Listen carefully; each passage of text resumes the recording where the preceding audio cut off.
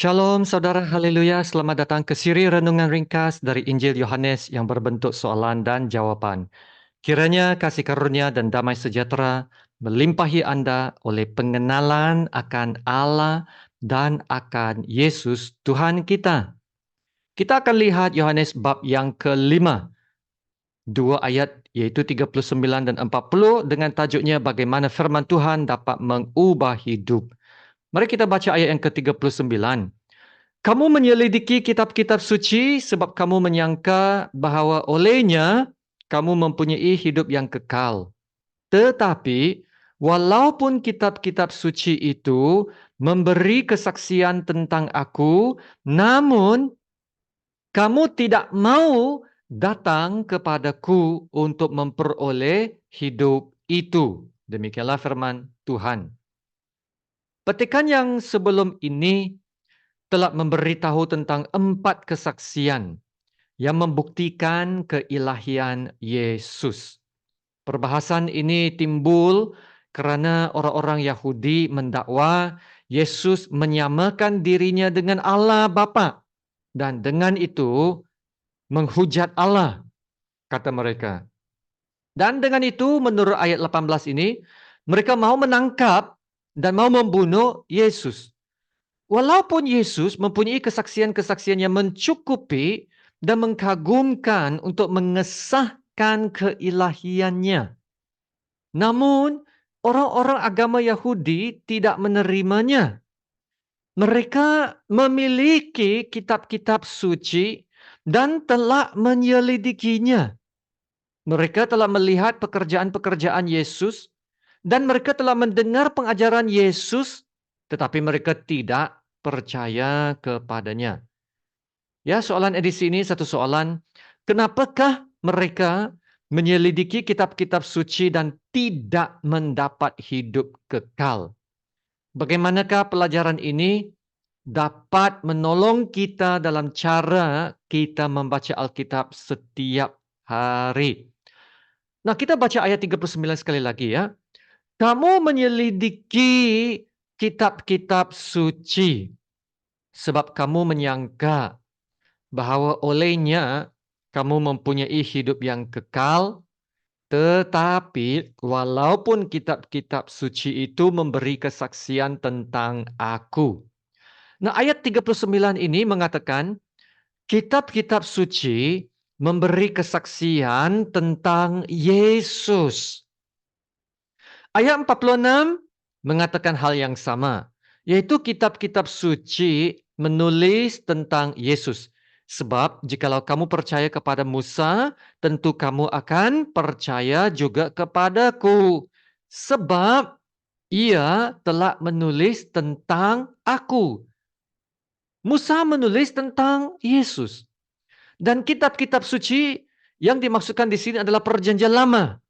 Dan orang-orang Yahudi ada akses kepada kitab-kitab suci itu. Dan ayat 39 menunjukkan bahwa orang-orang Yahudi memang giat menyelidiki kitab-kitab suci. Mereka coba memperoleh hidup kekal melalui usaha itu. Tetapi hidup kekal itu ada pada Yesus Kristus. Nah, ini sudah diberitahu sebelum ini dalam bab yang sama ayat 24.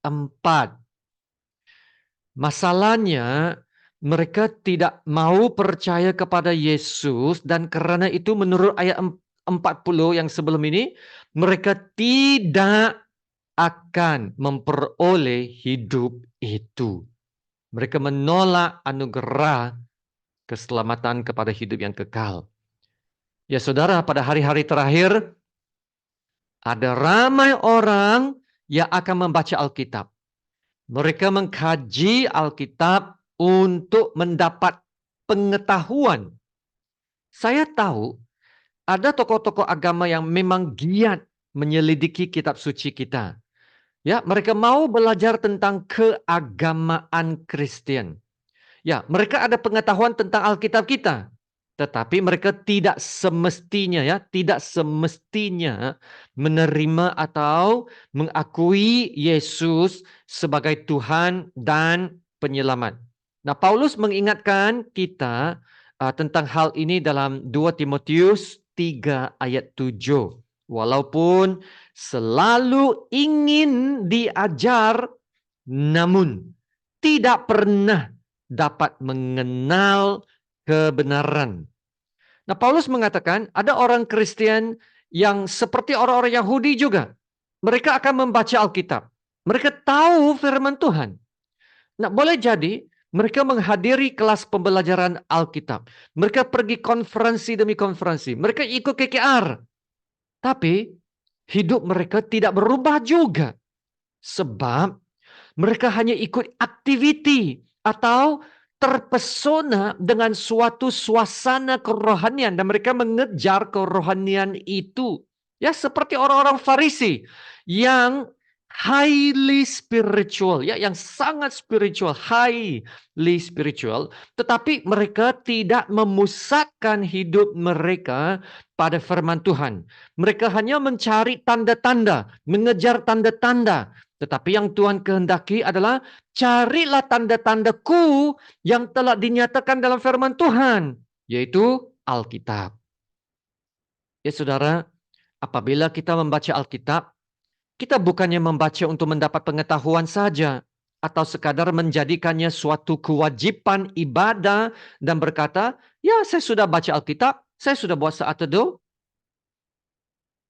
Kita bukannya, kita membaca Alkitab untuk lebih mengenal Tuhan dan kebenarannya. Amin. Dan ini memerlukan masa, memerlukan disiplin, ketekunan, dan kegigihan untuk menyelami firman Tuhan dari hanya sekadar membacanya dari permukaan. Firman Tuhan itu hidup dan berkuasa. Ya, jadi sudah pastinya dapat memperbaharui dan mengubah hidup kita apabila kita selalu membaca dan menghidupinya. Ya saudara, menghidupi firman Tuhan, yaitu menjadi pelaku firman Tuhan.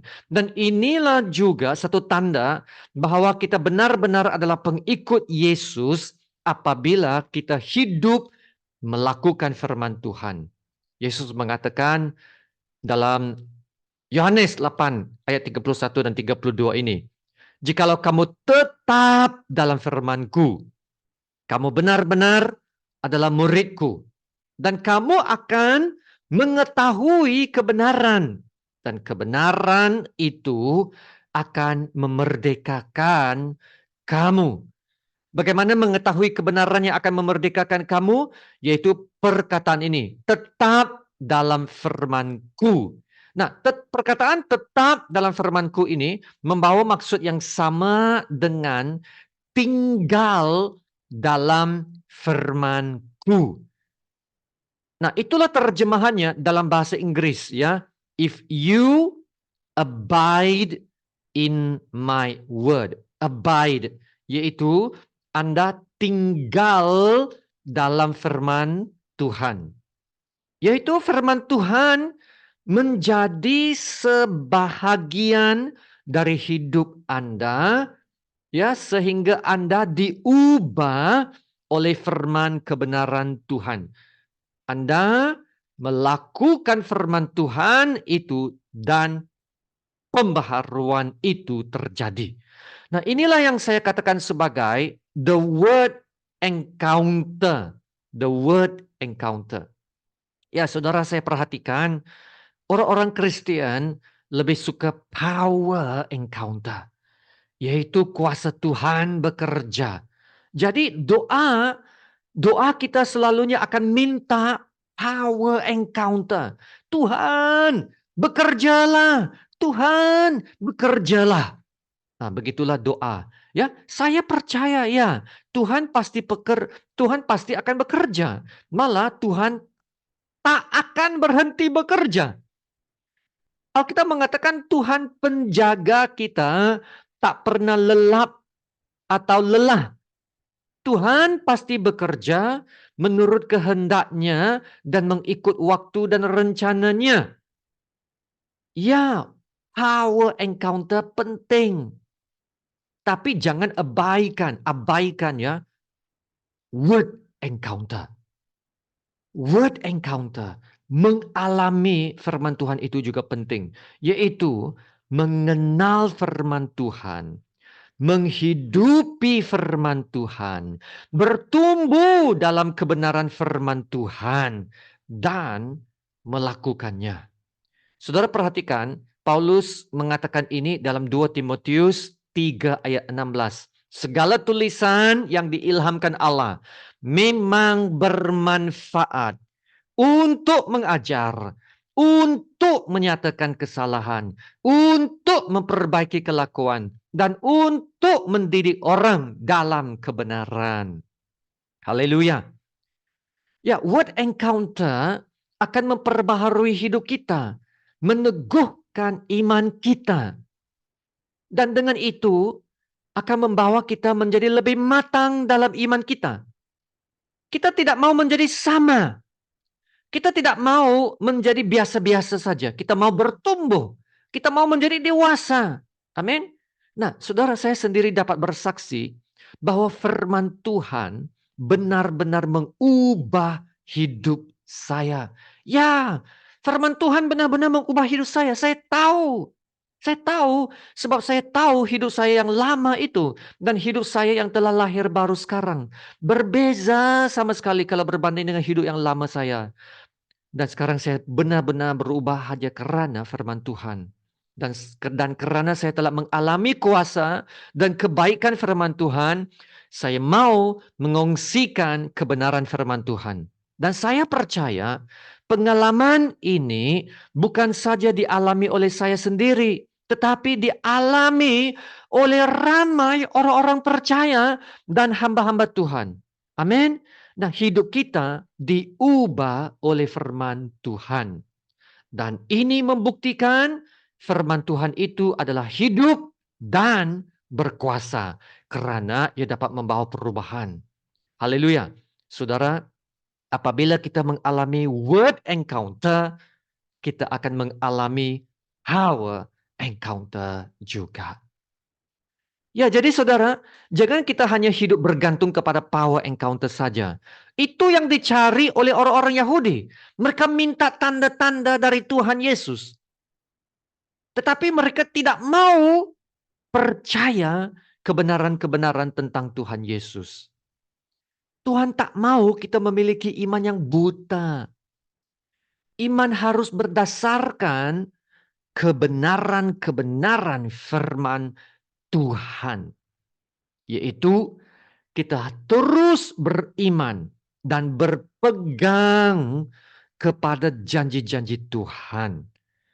Tanda-tanda dan mukjizat-mukjizat, semua power encounter ini akan datang dan pergi. Tetapi hanya firman Tuhanlah yang akan tinggal kekal dan tetap untuk selama-lamanya. Amin. Jadi carilah apa yang kekal, yang lebih menguntungkan. Haleluya. Mari kita berdoa. Haleluya, Bapa kami yang di surga, Bapa yang termulia, yang teragung, dan yang layak disembah. Terima kasih Bapa untuk pengajaran hari ini. Kami percaya Engkau sedang bekerja, menggerakkan hati kami, menyedarkan hati kami. Betapa pentingnya kami mesti mengenal firman kebenaran-Mu, supaya kami tidak akan menjadi buta Alkitab. Firman-Mu dalam Efesus 5 ada mengatakan, jangan menjadi bodoh, tetapi usahakanlah untuk mengenal kehendak Allah. Ya Bapa, mengenal firman-Mu memerlukan usaha, memerlukan disiplin, kegigihan dan ketekunan. Ya Bapa, Engkau akan bimbing kami dalam usaha ini. Terima kasih Bapa untuk Roh Kudus yang menjadi pengajar kami, yang akan memberikan pencerahan dan pemahaman kepada kami, yang akan menyatakan perkara-perkara yang lebih besar dan rahasia-rahasia kerajaan Allah kepada kami, sekiranya kami setia mencari kebenaran-Mu. Kepada kami semua yang telah mendengar pengajaran-Mu hari ini, ya Bapa, Engkau akan ingatkan kami untuk menjadi pelaku firman Tuhan, supaya kami akan menjadi seperti orang bijak yang mendirikan rumah di atas dasar batu dan tidak akan mudah goyah apabila ribut taufan dunia melanda kami. Haleluya. Haleluya, terima kasih Bapak. Dalam nama Tuhan Yesus yang termulia, kami berdoa dan ucap syukur. Amin. Sama-sama kita menerima berkat Tuhan. Tuhan memberkati engkau dan melindungi engkau. Tuhan menyinari engkau dengan wajah-Nya dan memberi engkau kasih karunia. Tuhan menghadapkan wajah-Nya kepadamu dan memberi engkau damai sejahtera. Amin.